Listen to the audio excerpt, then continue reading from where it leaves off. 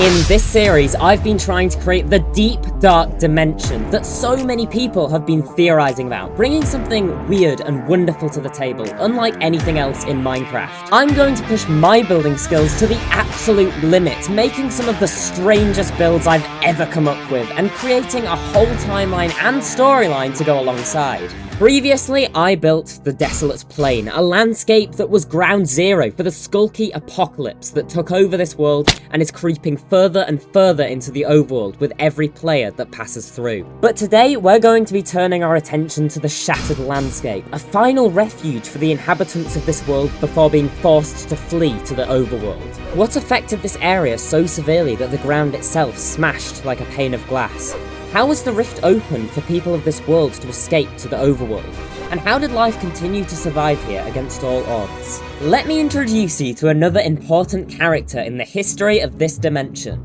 This is the Survivor. Now, unlike the Traveler that we met last episode, the Survivor is not a player. They're actually an NPC, but they're not like your average villager. After all, this Survivor was responsible for building the ancient city. They are as old as the dimension itself, and would have remembered this landscape much before it became the shattered mess that it is today. I kick things off by making the underside of the platform that this shattered landscape will be suspended on. Now, please remember that in the Survivor's time, the world would not have been floating, but rather would have had a bedrock layer just like the overworld does, until it all crumbled away. But that's a story for another time. I give these stalactites a gradient, going from Sculk to Deep Slate, and a bunch of other blocks in between. At the time of the Great Cataclysm, the Survivor was the leader of the local civilization, and when they saw it coming, they went to the mystical waters of a different biome that maybe one day you'll get to experience to survive. Now, let's address the shattered landscape. Why is it shattered? Why is it like this? Well, Wardens have a tendency to bury themselves into the ground and to come out of the ground. And that's fine when you're this size, or even this size. But once you get to that size, it becomes a pretty apocalyptic event. Now, when making these massive shattered shards sticking out of the ground, I come up with a few designs. First off, thinking of cracks like this going out as though you've dropped your phone. But that didn't look very good, and it caused me a massive headache. Guys, it's like 6 o'clock. I've been working on this all day, and it looks awful. I'm gonna have to do the entire thing again.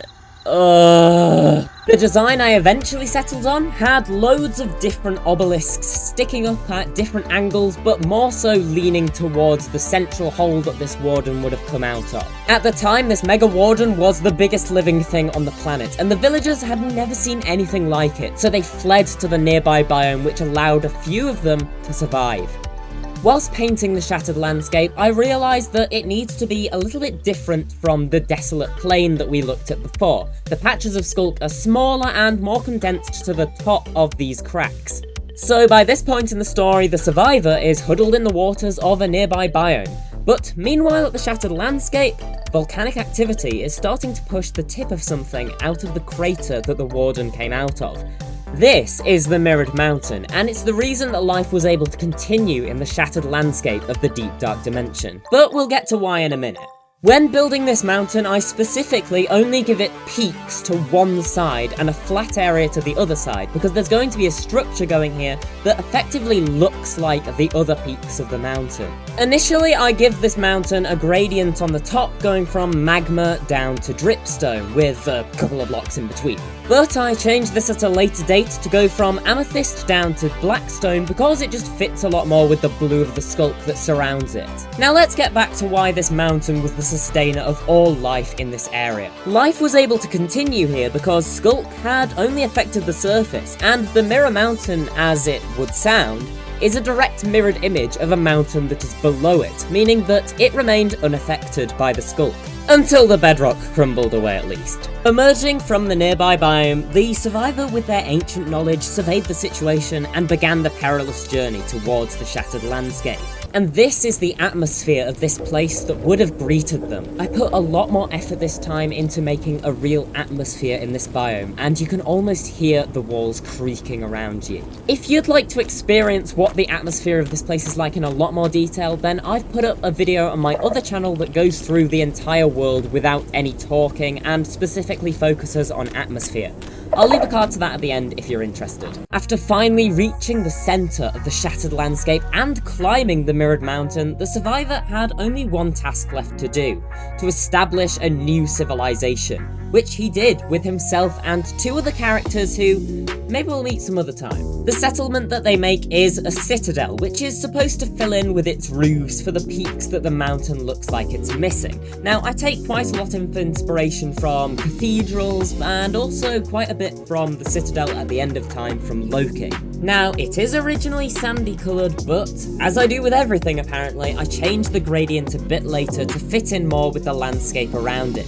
But hold on, did you catch that? Did you catch me saying that it looks a little bit like a church? Inspiration from cathedrals. Now that's weird. I must have also forgotten to mention the psychological impact of everyone you've ever known dying around you whilst the only world you've ever known gets obliterated. Yep, they did go a little bit insane, starting what basically became a cult with the survivor and his two companions at its center. They believed that they were the chosen ones to repopulate their broken world, and to be fair, they weren't wrong. I mean, look at the villagers in the overworld. I'll leave it to your imagination how that happened, and how many generations it took. The cult was arguably a good thing, however, because after decades of practicing dark magic with the mystical stones off the mirrored mountain, they were eventually able to open a rift to the overworld and starting the ancient city. And that's where the survivor's journey ends, but it's not where the history of this world ends. Do you think it's time to address the tulips? I think it's time to address the tulips. I'm going to address the tulips. The digging that the survivor did to establish the foundation for his citadel disturbed an ancient seed which triggered the growth of the first tulip, which now permeates the whole of the shattered landscape and can even be found in other places in the deep dark dimension. But that's just about it for today. If you enjoyed, please remember to leave a like, subscribe, ring the notification bell, and even leave a comment telling me some ideas for what to do next. Now let's take one final journey through the shattered landscape.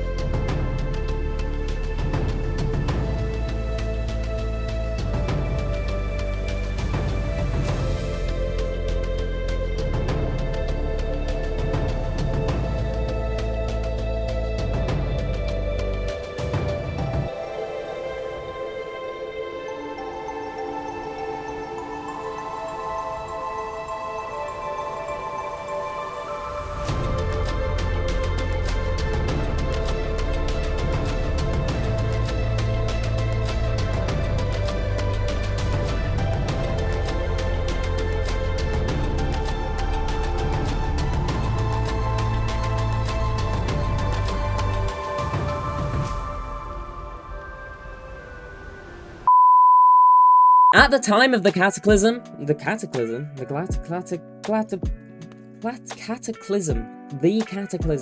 phenomenon of not being able to talk on camera. At the time of the Great Cataclysm, blood blue of the Sculk to be going from amethyst down to, wait, what is it going down to? I've forgotten what iron build is.